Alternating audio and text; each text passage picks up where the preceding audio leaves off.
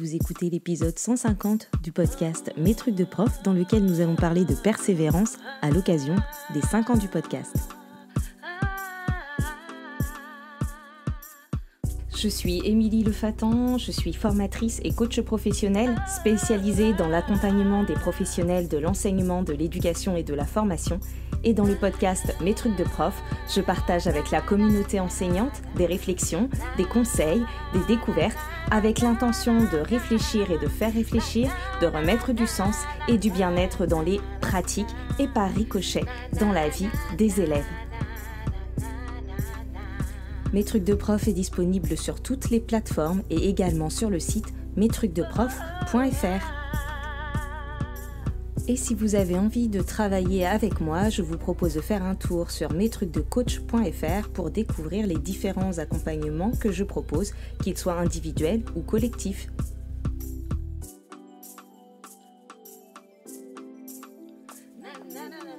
Vous savez quoi ?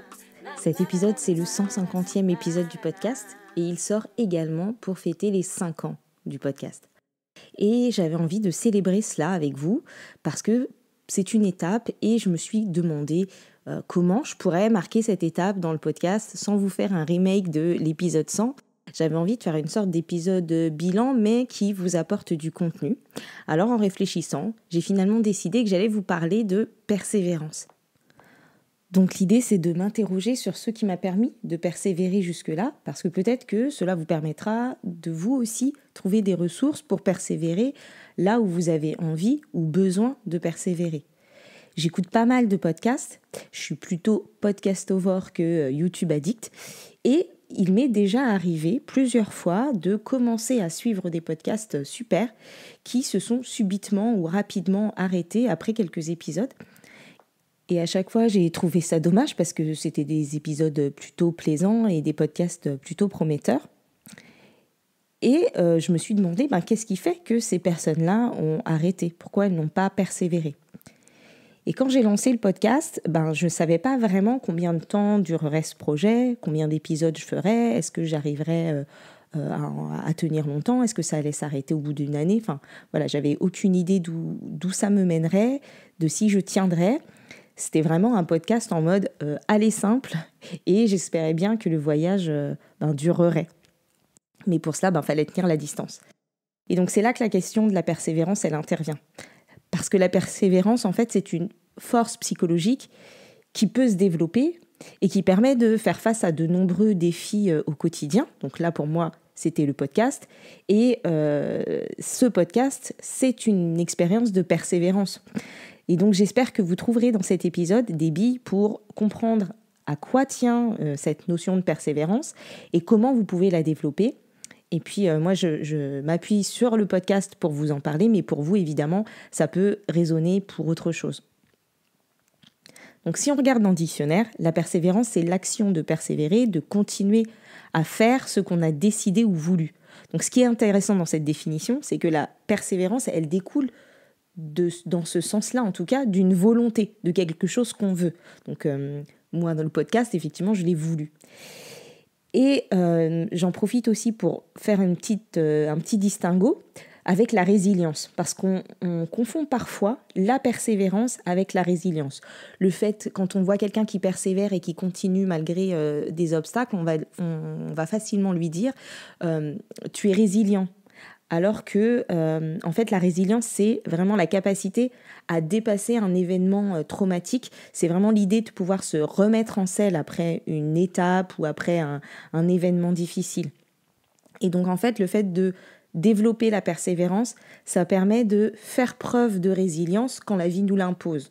En fait, c'est le fait d'avoir travaillé cette persévérance qui va nous permettre d'être plus facilement, on va dire, résilient si on doit faire face à une épreuve. C'est ce qui nous permettra de nous relancer après un échec.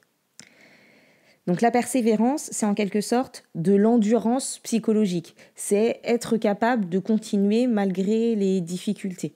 Et ça peut se développer. Pour illustrer ce qui m'a permis de persévérer, j'ai envie de vous parler de mon ananas. J'ai un tout petit ananas dans ma cuisine qui est en train de pousser.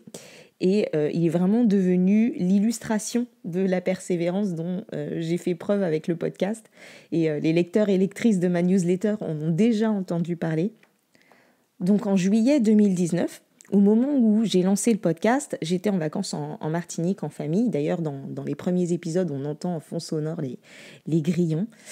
Et donc, alors que à ce moment-là, je décidais de suivre l'élan qui me poussait à lancer mon podcast, au même moment, mon mari s'est dit « Ah, j'ai bien envie de voir si on peut faire germer cette tête d'ananas. » On avait mangé la veille un ananas de la Martinique, très bon, hein, pas du tout le même goût que les ananas qu'on trouve ici au supermarché ou au marché.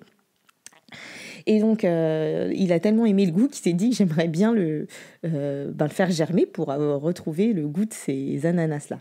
Et donc, sans trop savoir si ça prendrait, si ça tiendrait, s'il réussirait à faire germer l'ananas, et puis si on pouvait l'emmener avec nous dans l'avion. Donc, il a mis cette tête d'ananas à germer avec élan, enthousiasme et curiosité, un peu comme moi, je me lançais dans le podcast. Et puis, l'ananas a germé avant qu'on finisse nos vacances. Et donc, quand les vacances se sont terminées, on l'a transporté dans nos valises, sans savoir si il tiendrait, si arrivé en métropole, il supporterait la météo. Donc, il a tenu le transport, on l'a mis en terre, il a tenu l'hiver, et puis ensuite, il a apprécié le soleil du confinement, puis il a grossi petit à petit. Et puis, à un moment donné, il lui a fallu un plus gros pot, donc on l'a rempoté. On ne savait vraiment pas, du coup, si un jour il donnerait des fruits, si toutes les conditions étaient réunies loin des tropiques pour qu'il puisse continuer sa croissance et puis se développer. Et donc, en fait, chaque année, on s'est lancé un peu comme ça. Enfin, il s'est lancé sur l'ananas, sur la culture de cet ananas, un peu sans savoir. Et donc, chaque année, on observait, on attendait, sans savoir ce que ça donnerait. Puis, on en a pris soin quand même, on l'a arrosé. Et on était en fait déjà très fiers qu'il tienne si longtemps. Mais depuis 2019, il n'y avait toujours pas de fruits, en fait. Et puis, un soir, au début du mois de mars 2024, je venais de fêter mes 40 ans. Et puis, on regarde le plant d'ananas et avec mon mari, puis on se dit « Ah là là, tu crois qu'un jour il portera des fruits ?» On n'y croyait plus trop, mais bon, ça nous faisait plaisir de continuer, de relever le défi. Et en fait, 2 jours après notre conversation, mais vraiment 2 jours, on s'est rendu compte qu'il y avait un fruit, en fait, dans le plant d'ananas. Et c'est-à-dire que ce fruit, il était sûrement là 2 jours avant, mais vu la taille qu'il avait à ce moment-là, il n'a pas pu en 2 jours avoir cette taille-là. Mais en fait, quand on discutait, on regardait l'ananas tous les deux et on ne l'a pas vu. Voilà, donc vraiment ce fruit, du coup, je me suis dit, 5 ans, l'ananas a donné ses fruits, le podcast porte ses fruits aussi. C'est vraiment le résultat de l'esprit d'initiative, de persévérance, de constance aussi, des soins et des arrosages, malgré l'inconnu, malgré l'absence de résultats immédiats et visibles, et donc une sorte de foi ou de confiance, en fait, dont je vous parlais d'ailleurs dans les épisodes sur la confiance en soi, il y en a 2. Et puis on peut dire que l'évolution de cet ananas, il est vraiment en miroir avec l'évolution de mon podcast et de ma vie professionnelle d'ailleurs depuis 2019. Parce que donc au même moment, je me suis lancée dans la création du podcast. Je ne savais pas si ça prendrait, je ne savais pas s'il me mènerait quelque part. J'ai suivi un élan, une volonté. Et avec le même élan et la même fougue que mon mari dans la cuisine avec son ananas, moi sur la terrasse, j'enregistrais mes premiers épisodes. Et à un moment donné, je me suis sentie un peu trop à l'étroit dans ma vie professionnelle, comme l'ananas dans son pot. C'est à peu près à ce moment-là que j'ai commencé la formation de coaching parce que le podcast, il remplissait mon besoin de partager. Mais j'avais besoin d'accompagner autrement que dans mes missions de maître formatrice à l'époque. C'est le moment où j'ai fait mon burn-out et où j'ai remis plein de choses en question. Et d'ailleurs, le podcast n'a jamais été remis en question, en fait. Même pendant mon burn-out, j'ai continué de faire des épisodes. Je ne me suis pas posé la question de me dire est-ce qu'il s'arrêtait si je décidais d'arrêter de changer de voie professionnelle. Donc bref, le coaching, c'était un peu ma façon à moi de me rempoter dans un pot plus grand. Je pourrais filer la métaphore de l'ananas encore longtemps et vous raconter toutes les étapes, mais ce serait beaucoup trop long. Mais l'idée là, c'est vraiment de se dire que on sème des choses, on sème, on plante des projets, on voit si ça pousse et parfois, il faut de la patience pour persévérer entre les étapes, que certaines graines, elles ne poussent pas tout de suite et que du coup mon podcast il est un peu comme mon ananas et ma vie professionnelle elle est un peu comme un jardin que je cultive pour pouvoir contribuer dans un jardin un peu plus grand, au jardin collectif qui est la société et puis du coup là je me dis que je comprends enfin le sens de Candide que j'ai lu en première pour le bac de français. Voilà, donc c'est ce que je voulais partager en tout cas avec vous au travers de cette métaphore de l'ananas qui fait le lien avec la persévérance. Parfois, on sème, on plante sans savoir si ça va pousser, comment ça va pousser, si ça nous permettra de manger, mais on peut en récolter les fruits et parfois pas. On ne sait pas quand d'ailleurs, mais on a cette petite confiance en l'inconnu qui nous pousse à essayer et à persévérer. Et puis un jour, on peut avoir la surprise de voir qu'un fruit est là et qu'on ne l'attendait plus. Et ça arrive aussi parfois en classe ou avec les élèves où on ne voit pas toujours les effets de ce qu'on fait, de notre travail, mais on sait pourquoi on le fait et on y croit et on y va. Donc le fil rouge de cet épisode, c'est la persévérance et j'ai envie de détailler un peu plus cette notion, cette force, pour essayer de comprendre sur quoi elle repose et voir ce qui m'a permis de persévérer 5 ans, et sûrement plus, je l'espère. Et donc la première chose, je pense qui a été nécessaire pour persévérer, c'est de pouvoir décorréler ma motivation des résultats visibles et immédiats du podcast. Donc c'est ce qu'on appelle la gratification différée. C'est la capacité à résister à une tentation de récompense immédiate pour obtenir une récompense, mais plus tard. C'est la compétence qui est notamment en jeu dans le test du chamallow qui est assez célèbre. Vous avez sûrement déjà vu cette expérience où on offre à des enfants un chamallow et on leur propose le double s'ils réussissent à ne pas manger le premier. Et donc, la gratification différée, c'est le fait de pouvoir se raccrocher à une récompense qui n'est pas immédiate, mais qui sera plus importante plus tard. Et ça aide donc à persévérer et à maintenir l'effort, parce qu'on sait que la récompense différée sera plus importante. Et il y a des études, je vous mettrai des liens avec le podcast, qui expliquent que c'est une affaire de dopamine. Donc la dopamine, c'est un neurotransmetteur, et aussi une hormone qui régule notre motivation et qui régule aussi nos comportements lorsqu'ils sont orientés vers un but. Et cette dopamine, elle va venir renforcer les comportements positifs parce qu'elle va associer nos actions, ce qu'on fait, à des récompenses. Par exemple, quand vous réussissez quelque chose, il y a de la dopamine qui est libérée dans votre cerveau et ça va générer du plaisir et du coup, ça va renforcer votre envie de recommencer, de continuer. Et donc le fait de pouvoir différer la récompense, c'est-à-dire de ne pas attendre une petite récompense, un petit plaisir tout de suite, mais de se dire la récompense va venir plus tard, du coup ça va renforcer la patience et ça va renforcer aussi la capacité à persévérer. Mais on a quand même besoin d'un juste équilibre entre les gratifications plus immédiates et les gratifications différées. C'est-à-dire qu'on a besoin quand même au quotidien de petites gratifications, de satisfaction, de petits plaisirs au quotidien et en même temps de pouvoir différer certaines gratifications. Voilà.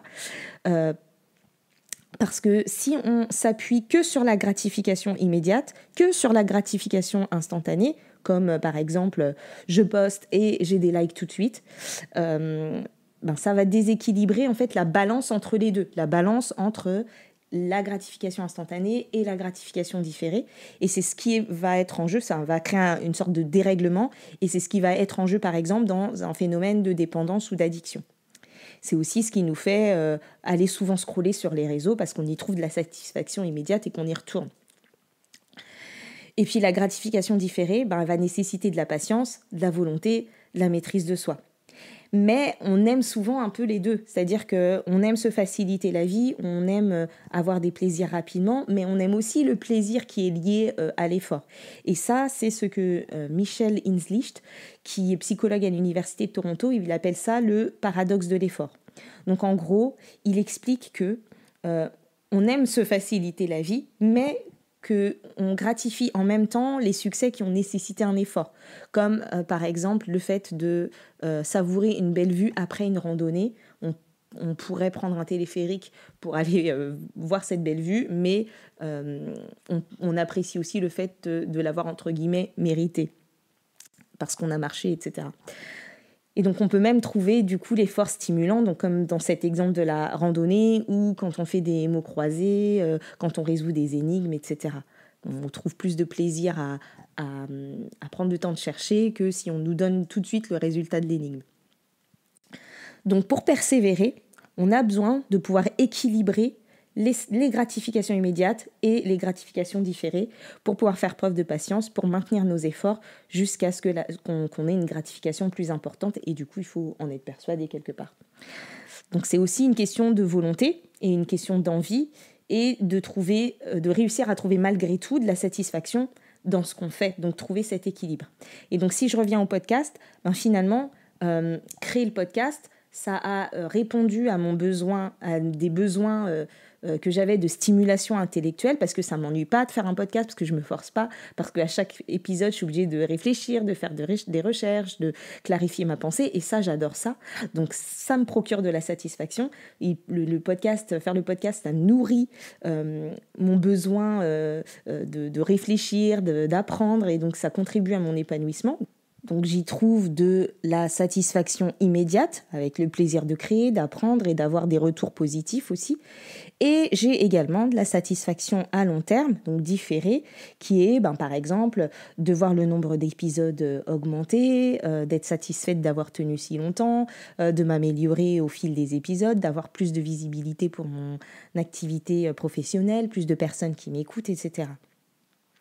Mais en fait, j'aurais pas pu tenir si longtemps, j'aurais pas pu persévérer si j'avais simplement compté sur la satisfaction immédiate, sur les likes, sur les commentaires, sur le nombre d'écoutes qui me donnent du feedback, mais qui m'apportent de la satisfaction et du plaisir quand j'en ai dans l'immédiat. Donc, quand il y en a, évidemment, que ça m'encourage, que ça me donne envie de recommencer, de continuer, de persévérer. Sauf que quand il n'y en a pas, ou quand il y en a peu, ou quand il n'y en a pas encore, il faut trouver de la dopamine ailleurs. C'est-à-dire que c'est ce que m'a appris le podcast. Sur le format podcast, comme sur le format livre d'ailleurs, il n'y a pas de feedback immédiat. Il faut savoir que sur un podcast, on avance un peu à la fois et à l'aveugle. On ne le fait pas pour les retours qui sont infimes au départ. C'est pas comme une publication sur Instagram où on a tout de suite un retour. Quand on poste un podcast, quand on commence un podcast et même après quand on diffuse un épisode, il n'y a pas de retour immédiat. Déjà parce que quand on diffuse un épisode de podcast, tout le monde ne le voit pas tout de suite. Et puis en plus, un podcast, il faut écouter pour savoir si on aime. C'est-à-dire qu'une fois qu'on a trouvé le podcast, qu'on a vu le titre, qui nous a donné envie d'aller écouter, il faut écouter le contenu. Donc ça prend un peu de temps pour savoir si on l'apprécie. Parfois, il faut en écouter plusieurs pour être sûr, etc. Et puis la plupart du temps, quand on écoute un podcast, comme quand on lit un livre, on ne prend pas forcément le temps d'écrire à l'auteur ou à l'autrice pour lui dire qu'on a aimé. Et il n'y a pas de... Alors, il commence sur Spotify, on peut maintenant commenter épisode par épisode, mais sinon... Au départ, sur les podcasts, on peut éventuellement faire l'effort d'aller laisser un commentaire global, mais pas forcément d'aimer un épisode. Et moi, sur le podcast, par exemple, il faudrait que les gens aient écouté et fassent l'effort d'aller soit sur mon site, soit sur les réseaux sociaux pour laisser un commentaire sur un épisode. Donc, c'est pas du tout comme sur Instagram où en 2 secondes, les gens voient une publication, se font un avis sur le contenu et peuvent liker ou pas. Et donc là, feedback quasi immédiat. Et puis, sur le podcast, du coup, il a aussi fallu aller chercher le feedback, du coup, là où il est, quand il n'est pas explicite, quand les gens ne font pas forcément de feedback, qu'on n'a pas forcément des statistiques hyper claires. Moi, j'en avais pas, je savais pas précisément au départ combien de personnes écoutaient mes épisodes. Je savais combien de personnes venaient sur mon site, mais je savais pas combien de personnes écoutaient les épisodes. Donc, il a fallu aller chercher du feedback là où il est, même quand il n'est pas explicite, et donc aller interpréter un peu les creux. Donc le fait de ne pas avoir de feedback négatif sur mon podcast Ça me permettait de me fabriquer aussi du feedback positif. C'est-à-dire que personne ne m'a jamais laissé de commentaire en me disant « Voilà, j'ai écouté vos épisodes et franchement, ils sont complètement nuls et inintéressants. » Et pourtant, je sais qu'en général, quand quelqu'un n'est pas content, quand on n'est pas content de manière générale, et je m'inclus, on est peut-être plus facilement enclin à le communiquer qu'aller laisser un commentaire positif. Je suis sûre que quand on va dans un restaurant et qu'on le trouve bon, sur tous les restaurants que vous avez trouvé bons, je ne suis pas sûre que vous ayez pris le temps d'aller sur Google ou TripAdvisor ou que sais-je pour laisser un commentaire positif. Par contre, les fois où c'était vraiment ignoble, sale, pas bon, là, on va laisser plus facilement un commentaire pour avertir les autres, Donc ça me permettait moi aussi de me fabriquer du feedback. Donc ce qu'il y a peut-être à retenir de là, c'est si vous avez besoin de feedback sur une pratique pour rester motivé, mais que vous n'en avez pas de manière explicite, peut-être que vous pouvez aussi aller chercher le feedback là où il est. Donc déjà aller questionner les gens, aller chercher, demander aux gens de vous faire un feedback sur ce dont vous avez besoin, sur ce sur quoi vous voulez un feedback. Mais quand il ne vient pas, et il ne vient pas toujours tout seul, sachez que vous pouvez aussi voir le positif dans l'absence de feedback négatif. Donc tout à l'heure, je vous parlais des épisodes de podcast qui se sont arrêtés subitement alors que je les aimais bien. Je me dis aussi que parmi les différentes raisons qui font que certains épisodes de podcasts prometteurs se sont arrêtés, il y avait peut-être pour certains un manque de reconnaissance ou de retour immédiat qui a déclenché au final du découragement de la part des créateurs ou des créatrices de ces podcasts. Puis après, peut-être que pour d'autres, c'est plutôt un manque de temps, ou alors peut-être qu'ils se sont rendus compte que le podcast n'était pas le format qui leur convenait, etc. Mais il y a peut-être de ça, en fait, le fait de ne pas s'attendre à ce manque de retour qui fait que parfois, il y a des créateurs de podcasts qui s'arrêtent en chemin. Et puis, je ne peux pas vous parler de persévérance sans vous reparler de Carol Dweck et de l'état d'esprit de développement dont je vous avais parlé dans l'épisode 67, il me semble. Donc, juste pour rappeler, l'état d'esprit de développement, c'est le fait d'avoir la conviction que nous pouvons toujours progresser et développer nos compétences par l'effort, par la persévérance et par l'apprentissage. Donc, ça s'oppose à l'état d'esprit fixe qui pourrait lui laisser penser que les compétences, les talents sont innés, immuables et que du coup dans ces cas-là, chaque échec viendrait prouver notre niveau, notre faible niveau du coup dans ce cas-là et nos capacités et dans ce cas du coup chaque échec nous plombe un peu le moral et notre estime de nous. Alors que l'état d'esprit de développement, il va aider à voir les difficultés et les échecs comme des occasions d'apprendre. Et dans le podcast, ça s'est matérialisé par le fait de me servir des échecs et des difficultés pour modifier un peu ma stratégie. Par exemple, quand j'ai eu des commentaires négatifs ou constructifs, je sais que par exemple sur mes premiers épisodes, on m'avait dit « Ah, l'ambiance sonore, elle est gênante, c'est un peu trop fort. » Donc ça m'a permis de m'adapter. Il y a aussi des épisodes qui ont eu peu d'écoute et qui pourtant, pour moi, étaient hyper importants. Je pense par exemple à l'épisode sur le VIP. C'est un épisode qui n'a pas été aussi écouté que j'aurais voulu, mais je pense que c'est aussi parce que le choix du titre n'était pas forcément bon. En tout cas, ça a eu une incidence sur l'écoute. Moi, à ce moment-là, je trouvais ça drôle de laisser un peu énigmatique le VIP qui pouvait faire penser au VIP. Mais en fait, en réalité, j'ai compris que si on ne sait pas ce dont il s'agit, on n'a pas forcément envie de l'écouter. Donc, ça m'a permis de mieux réfléchir à mes titres, même si j'ai toujours un peu de mal à trouver le titre qu'il faut. Bref, même si parfois les remarques qu'on reçoit, les feedbacks qu'on reçoit ne sont pas toujours très agréables ou pas toujours très, très bien formulés ou que ça pique un peu, une fois digéré, j'essaie toujours d'en sortir un moyen d'avancer, de progresser et de m'améliorer. Et en fait, j'essaye de, en quelque sorte, trouver des cadeaux partout. C'est-à-dire de me dire, ok, c'était pas cool, mais qu'est-ce que ça m'apprend ou qu'est-ce que j'en fais de cette remarque ou de ce retour, quoi. Autre chose qui m'a permis de persévérer, c'est le fait de clarifier mes objectifs, de clarifier ce qui va m'apporter de la satisfaction et puis d'avoir des objectifs qui soient raisonnables. En coaching, on fonctionne avec des objectifs, en pédagogie aussi. Et pour le podcast, je me suis aussi clarifié les objectifs, j'ai clarifié ma vision, j'ai clarifié pourquoi je le fais, à quoi ça sert que je fasse ce podcast, à quel moment je suis satisfaite, qu'est-ce que je veux atteindre avec ce podcast.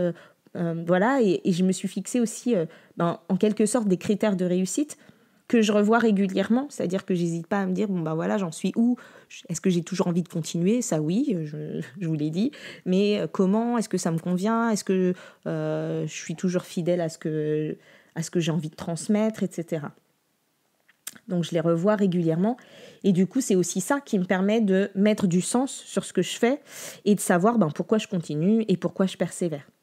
Donc je visais pas, quand j'ai commencé, d'avoir des milliers d'écoutes. Je me disais que ce serait déjà chouette si on m'écoutait, s'il y avait 1 ou 2 personnes qui m'écoutaient, mais que déjà, voilà, si ce que je raconte, en tout cas, ça peut toucher ou aider 1 ou 2 personnes que je n'aurais pas connues sans le podcast, c'est-à-dire que si ça peut aider des personnes que je ne connais pas, déjà ça me comblait. Et là, en plus, les feedbacks ont joué leur rôle, c'est-à-dire que dès que j'avais un retour, même si sur 300 écoutes, il y a 1 personne qui me donnait un retour positif, du coup, ça me suffisait.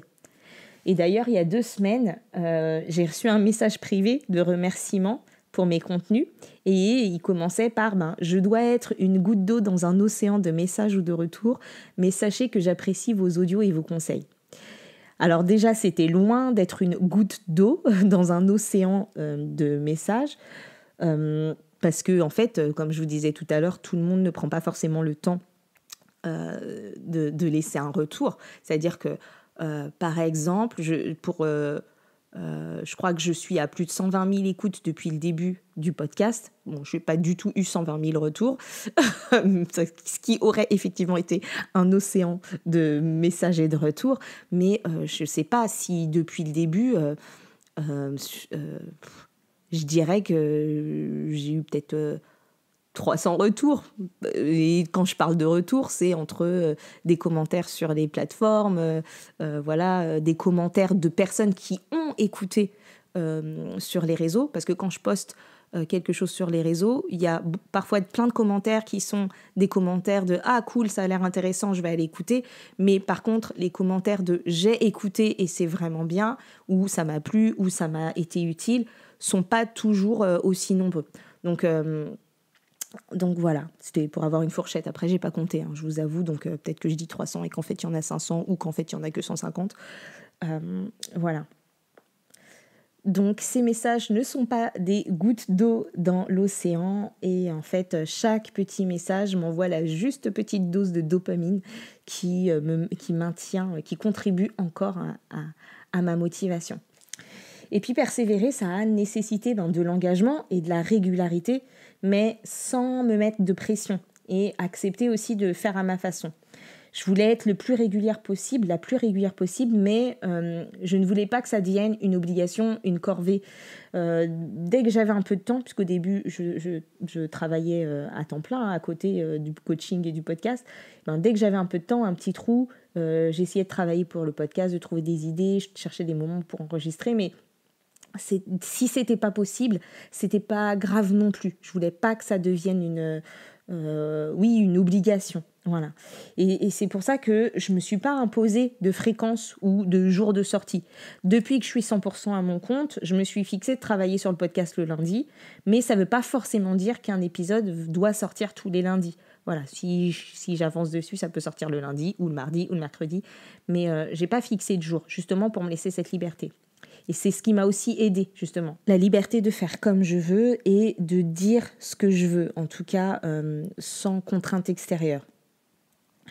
Je compare souvent à ce sujet-là, justement, les réseaux sociaux au mur de ma maison. Quand je mets quelque chose sur les réseaux, c'est un peu comme si je le mettais sur le mur pignon de ma maison à la vue de tout le monde.